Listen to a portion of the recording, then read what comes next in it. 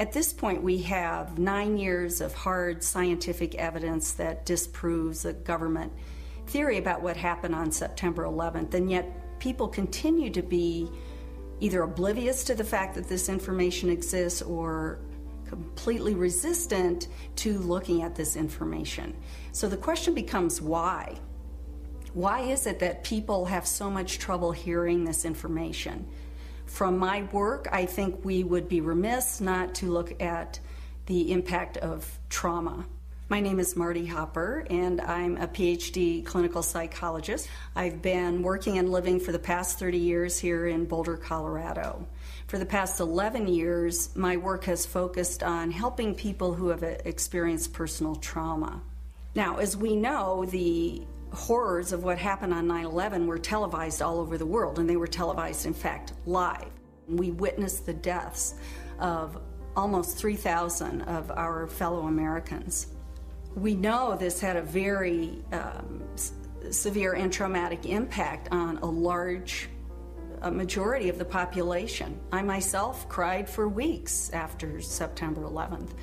A friend of mine who is a psychologist in practice here in Boulder said that her caseload increased tremendously after 9/11, and people that she hadn't seen in 10 years were coming back into her practice. So I think it's safe to say that collectively as a nation, because of what happened on September 11th, we experienced trauma.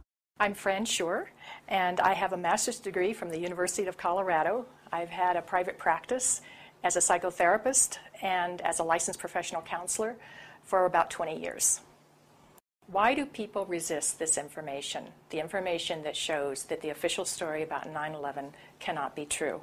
What I've learned is that as humans, each of us have a worldview, and that worldview is usually formed in great part by the culture we grow up in. When we hear information that contradicts our worldview, social psychologists call the resulting insecurity cognitive dissonance. For example, with 9/11, we have one cognition, which is what the official story of 9/11, what our government told us, what our media repeated to us over and over, that 19 Muslims attacked us. On the other hand, we have what scientists, researchers, architects, engineers are now beginning to tell us, which is that there is evidence that shows that the official story cannot be true. So now we've lost our sense of security. We are starting to feel vulnerable. Now we're confused. 9/11 truth challenges some of our most fundamental beliefs about our government and about our country. When your beliefs are challenged or when two beliefs are inconsistent, cognitive dissonance is created. 9/11 truth challenges the beliefs that our country protects us and keeps us safe and that America is the good guy. My name is Bob Hopper, and I have a PhD in clinical psychology from the University of Cincinnati. For the past 29 years, I've been a licensed PhD clinical psychologist in Boulder, Colorado. When your beliefs are challenged, fear and anxiety are created. In response to that, our psychological defenses kick in, and they protect us from these emotions. Denial, which is probably the most primitive psychological defense, is the one most likely to kick in when our beliefs are challenged. I'm Danielle Dupré, PhD, originally from Switzerland, where I studied psychology and psychoanalysis. For the past 15 years, I've been empowering people who have experienced significant trauma. America is a powerful nation. It has never been attacked. We were confident, we felt secure, and all of a sudden that security collapsed. People started to be fearful. With all those rumors, those news, people didn't know what to think about. And it's a very, very uncomfortable state to be in. And eventually our mind shuts off. Just like when a computer is overloaded, our minds get overloaded. We can't handle it anymore and we shut down. It's easier to deny it and move on with our lives.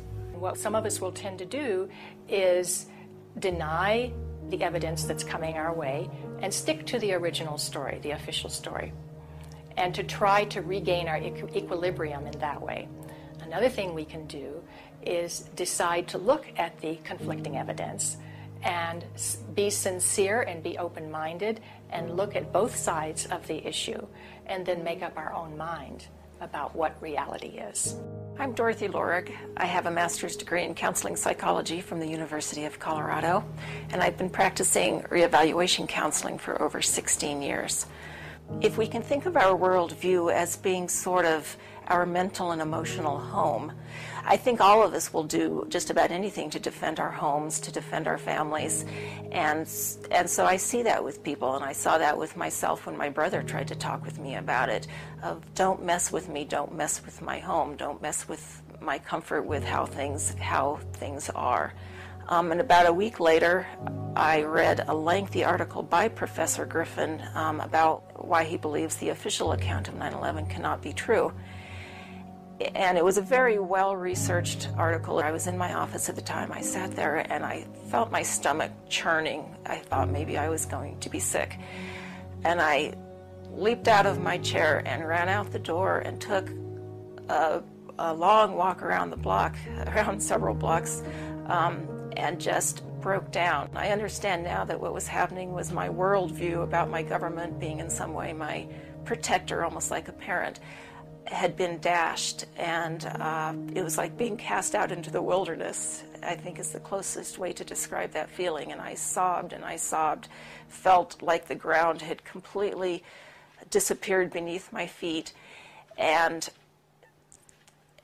I knew at some point during the walk that I knew that I was going to have to become active in educating other people about this, that for me to retain any sense of integrity, I was going to have to take some action. I couldn't just let something like this go. To begin to accept the possibility that the government was involved is like opening Pandora's box.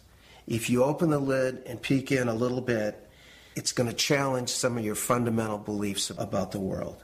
Here are a few of those spontaneous initial reactions to hearing the contradictory evidence about 9/11. I don't want to know the truth, or I'd become too negative and psychologically go downhill. I'm not sure I want to know.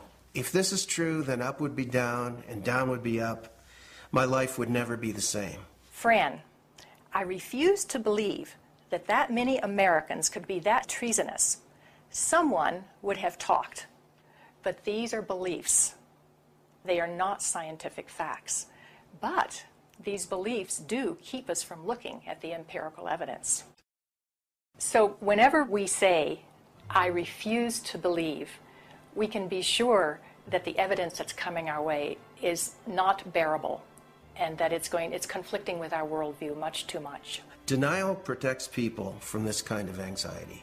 As I thought about all of these responses, I realized that what is common to every one of them is the emotion of fear. People are afraid of being ostracized, they're afraid of being alienated, they're afraid of being shunned, they're afraid of their lives being inconvenienced, they'd have to change their lives, they're afraid of being confused, they're afraid of psychological deterioration, they're afraid of feeling helpless and vulnerable. And they're afraid that they won't be able to handle the feelings that are coming up. None of us want to feel helpless and vulnerable. So we want to defend ourselves. And the way we often do that is with anger. So then we become angry. And when we become angry, then we become indignant. We become offended. We want to ridicule the messenger. We want to pathologize the messenger. And we want to censor the messenger. So how can we overcome this resistance and denial? The first thing is to meet people where they're at. One thing is that we need to raise people's awareness about this through what I would call gentle dialogue and gentle questioning.